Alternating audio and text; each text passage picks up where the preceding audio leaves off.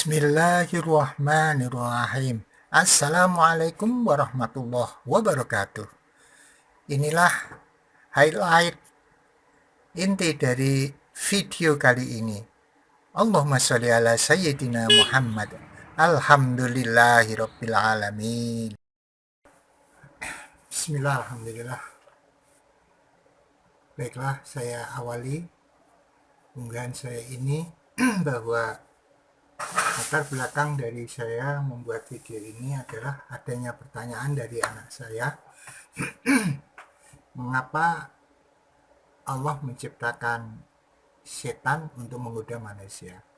Dan mengapa dulu Adam itu sebagai kakek kita itu harus diturunkan di muka bumi? Saya memang agak kebingungan menjawabnya, oleh karena itu saya tanyakan kepada teman yang lebih paham tentang hal ini. Dia mengatakan bahwa awal mula dari perseteruan iblis dengan Nabi Adam itu terangkum dalam firman Allah yang menceritakan tentang penciptaan makhluk baru, yaitu bernama Adam alaihissalam. Allah Subhanahu wa Ta'ala sendiri yang mengabarkan kepada malaikat bahwa Tuhan Allah akan menciptakan makhluk yang bernama manusia yang tercipta dari tanah dan akan menjadi khalifah Allah di muka bumi. Saat manusia itu telah sempurna bentuknya, maka ditiupkanlah roh kepadanya. Kemudian Allah memerintahkan seluruh malaikat termasuk iblis untuk tunduk sujud kepada manusia pertama itu. Maka sujudlah seluruh malaikat kecuali iblis. Dia menolak untuk sujud dan menentang perintah penciptaannya sendiri. Dia menentang perintah penciptanya sendiri karena kesombongan dan ketakaburannya. Iblis menganggap perintah Allah itu adalah sebuah kedoliman, sebab menurutnya Adam tidak lebih baik dari dirinya. Adam diciptakan dari tanah liat yang kering dan iblis diciptakan dari api. Dalam anggapan iblis, sebuah ketidakadilan menciptakan iblis dari api yang lebih mulia dari tanah. Kemudian menyuruh iblis untuk sujud kepada Adam.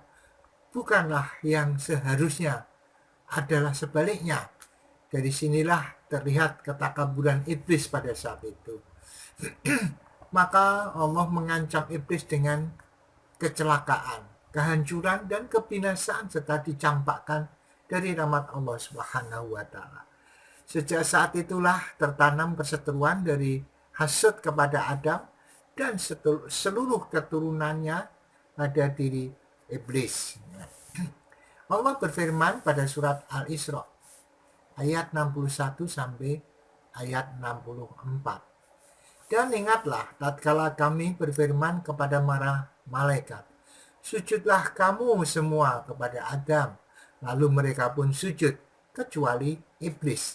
Dia berkata, apakah aku akan bersujud kepada orang yang engkau ciptakan dari tanah? Dia berkata, terangkanlah kepadaku, inikah orangnya yang kau muliakan atas diriku? Sesungguhnya jika engkau memberi tangguh kepadaku sampai hari kiamat, aku akan menyesatkan seluruh keturunannya. Kecuali sebagian kecil. Allah berfirman, pergilah. Barang siapa di antara mereka yang mengikutimu, maka sesungguhnya neraka jahanam sebagai balasan kamu sekalian, sebagai suatu pembalasan yang cukup. Dan hasutlah siapa yang kamu sanggupi di antara mereka dengan ajakanmu, dan kerahkanlah kepada mereka pasukan berkuda dan pasukanmu yang berjalan kaki, dan berserikatlah dengan mereka pada harta dan anak-anak. Dan beri janjilah mereka, dan tidak ada yang dijanjikan oleh setan kepada mereka, melainkan tipuan belaka. Dan Allah Subhanahu wa Ta'ala berfirman dalam surat Al-Fatir ayat 6. Sesungguhnya setan itu adalah musuh bagimu.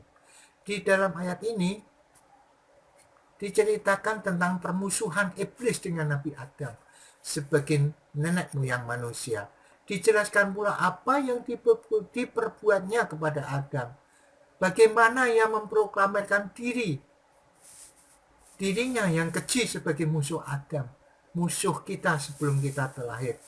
Maka Allah Subhanahu wa Ta'ala memerintahkan kita untuk menjadikan iblis sebagai musuh kita selama-lamanya. Tidak ada pengecualian bagi kita untuk tidak mentaati perintah Allah. Apalagi dengan mengikuti hawa nafsu syahwati. Sebab itu sama saja dengan menjadikan pengikut iblis laknatullah. Dalam rangkaian nasihatnya, Fadl bin Iyad mengatakan, "Wahai para pendusta, kembalilah kepada ketakwaan. Janganlah engkau mencaci dan menghina setan di hadapan manusia, sementara secara sembunyi-sembunyi engkau menjadikan sebagai kawan." Ulama menafsirkan firman Allah yang berbunyi, "Innas syaitona lakum aduwwun fatakhudhu aduwa." Maksudnya adalah Allah mewajibkan kepada hamba-hambanya agar memusuhi setan. Allah Subhanahu wa Ta'ala telah membuat 7 benteng pertahanan bagi manusia agar terlindung dari keburukan perseteruan setan tersebut. Di antaranya, 1. Ma'rifatullah. Yang kedua, iman kepada Allah Subhanahu wa Ta'ala. Yang ketiga, tawakal kepada Allah Subhanahu wa Ta'ala. Yang keempat, syukur dan ridho atas ketetapan Allah Subhanahu wa Ta'ala. Yang kelima, melaksanakan amar ma'ruf dan nahi mungkar. Yang keenam, jujur, benar dan ikhlas. Yang ketujuh, santun terhadap Allah Subhanahu wa Ta'ala. Apabila orang-orang mukmin sudah berada di dalam benteng ini, maka iblis beserta kamrat-kamratnya menyala tak ubahnya seperti anjing yang menggonggong karena tidak mendapatkan mangsanya. Sementara orang-orang mukmin tetap aman di dalam benteng itu, seolah tidak peduli terhadap gonggongan setan tersebut. Hendaknya seorang mukmin tidak meninggalkan dan mengabaikan kesantunan terhadap Allah Subhanahu wa Ta'ala. Orang yang mengabaikan dan meninggalkannya, kelak ia akan merasakan kekecewaan dan tidak akan ditolong oleh Allah Subhanahu wa Ta'ala. Sementara iblis tetap dengan segala rencananya dan siap mengambil alih serta siap untuk menanamkan hasud dalam diri manusia. Sehingga nantinya dengan leluasa iblis melepaskan seluruh benteng tadi sekaligus menyampakkan dia ke dalam kekuburan. Naudzubillah, tsumma naudzubillah. Jadi itulah saudara-saudaraku, apa yang ditanyakan oleh anak saya tadi. Mengapa Allah menciptakan iblis dan kemudian menurunkan Adam ke muka bumi ini? Yaitu iblis sebetulnya yang sudah ada di surga bersama Nabi Adam karena sombong.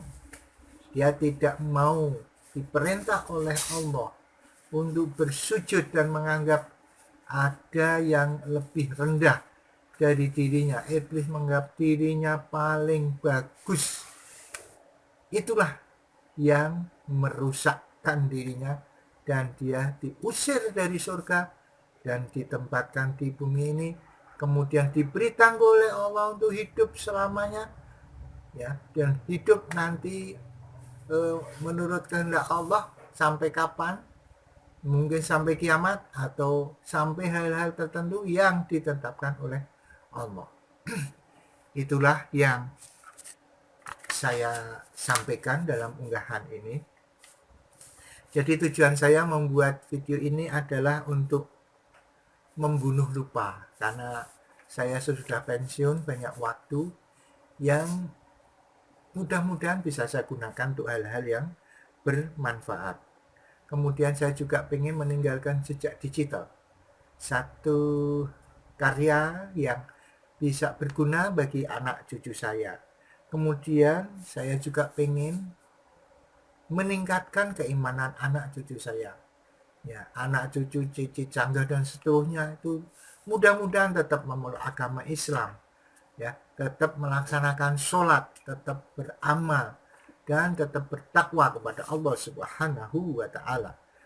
Kemudian saya pesankan, ya, ittaqillah, tetap bertakwa, tetap sholat, tegakkan sholat. Bila bertemu dengan satu masalah, sabar dan sholat itu kuncinya, ya. Kemudian disclaimer-nya adalah mungkin di dalam saya memberikan unggahan ini banyak kesamaan di dalam pendapat maupun ide. Itu suatu hal yang kebetulan. Kalau toh baik itu datangnya dari Allah. Kalau Anda merasa tidak nyaman dan merasa pendapat saya salah, saya mohon maaf sebesar-besarnya. Kemudian saya sampaikan, saya bukanlah spiritualis, saya bukanlah seorang dukun ataupun seorang kiai.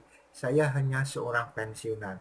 Maka wajar saja kalau pendapat saya banyak kelirunya. Oleh karena itu, saya mohon maaf. Kemudian saya sampaikan juga bahwa judul maupun gambar di dalam thumbnail maupun ya captionnya mungkin berbeda dengan isi dari video ini. Saya mohon maaf sebesar-besarnya.